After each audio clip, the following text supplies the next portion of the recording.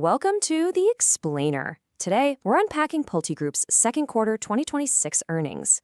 So we're looking at a pretty fascinating situation here. How exactly does one of America's largest home builders survive and, strategically adapt to a genuinely brutal macroeconomic environment? Let's find out. Here's our roadmap for today. We'll start with navigating a shifting market, then grade their Q2 financial scorecard, look at the silver lining, which is their new orders, dig into their smart land and capital strategies, and finish up with their guidance and future outlook. All right, kicking things off with navigating a shifting market and those fierce macro headwinds. Listen, building and selling homes right now, it's a steep uphill battle. The whole industry is wrestling with volatile interest rates and severely strained buyer affordability. These factors are just weighing heavily on demand. It makes sense, right? When mortgages get expensive, buyers naturally hesitate. That's just the undeniable reality of the 2026 housing market, and it's absolutely the lens we have to use to view the rest of this data. And hey, we don't just have to guess at the industry's temperature from the outside. PulteGroup's president and CEO, Ryan Marshall, stated this explicitly. He noted that macroeconomic uncertainty, volatile interest rates, and strained affordability are heavily weighing on demand. While there are some early signs of geographic stabilization, the environment remains highly competitive. The company is having to make really focused, tactical adjustments, literally balancing price and pace in every single community just to maintain their footing. So, how did that translate? Let's check out the Q2 financial scorecard and look at the hit they took. PulteGroup reported an earnings per share of $2.48, which was driven by a net income of $472 million. Now, this number is absolutely crucial because it anchors our understanding of their profitability right now. Yes, it's definitely down from the $3.03 they reported in the same quarter last year, but generating nearly $500 million in net income during such a tough affordability crunch, that tells us their underlying business platform is still highly functional. However, the pressure is super visible on the top line. Home sale revenues saw a stark 11% drop from last year, falling from $4.26 billion down to $3.8 billion. The revenue pie has undeniably shrunk compared to the heights of 2025. Drilling down into the specifics of that revenue drop, we can see exactly where the contraction happened. Closings dropped by 8% to 6,997 homes. Plus, to keep those homes actually moving, the average selling price, or ASP, dipped by 3% to $544,000. Higher incentives and increased lot costs squeezed their gross margin to 25%.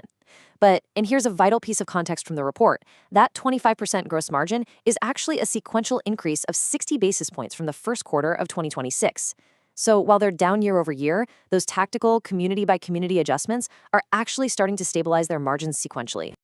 So are they just taking on water, or do they have a strategy to fight back? That brings us to the silver lining, their orders. This metric brilliantly illustrates their resilience.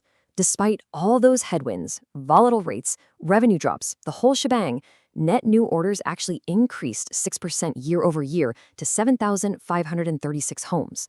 Driven by an 8% jump in their community count, they aren't just sitting still. They're actively expanding their footprint, and it's paying off with higher order volumes across all their buyer groups. Not only did the order volume increase, but the absolute dollar value of those net new orders rose 5% to a very healthy $4.1 billion.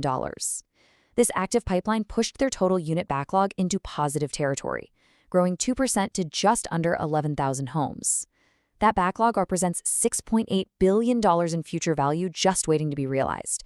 So it proves the demand is definitely still there, provided builders can find that sweet spot of price and location. Let's pivot a bit to smart land and capital, the real engine of this operation. To truly grasp their capital efficiency, we have to understand a specific industry strategy, controlling lots via option. Instead of buying land outright today and just draining their cash reserves, they secure the right to purchase that land in the future. It's essentially a reservation. This significantly reduces financial risk and keeps their capital from being tied up in the dirt way before they're actually ready to build. And this strategy is a massive cornerstone of their current operations. Out of PulteGroup's 228,000 total lots under control, 55% are held via option. By keeping more than half of their land pipeline optioned, they maintain incredible flexibility. They're effectively shielding their balance sheet from massive upfront land costs, which is honestly a brilliant defensive maneuver when economic times are this uncertain. Because they aren't sinking all their cash into outright land purchases, they actually have capital available to reward their investors. This exact efficiency let them comfortably repurchase 3.1 million common shares this quarter for $373 million. And, impressively, they managed to pull that off while ending the quarter with $1.4 billion in cash, keeping their net debt-to-capital ratio remarkably low at just 3.3%. Seriously, that is a pristine balance sheet by almost any metric. All right, wrapping things up with their guidance and future outlook. Their roadmap for the rest of the year is highly ambitious. For Q3, they expect closings to tick up slightly to between 7,000 and 7,400 homes. But look at the full year. They are targeting up to 29,000 closings. To fuel this, they forecast a massive $5.4 billion investment in land acquisition and development. They are clearly looking way past the current turbulence and aggressively preparing for future cycles, all while expecting gross margins to hold steady, right around that 24.5 to 25% mark.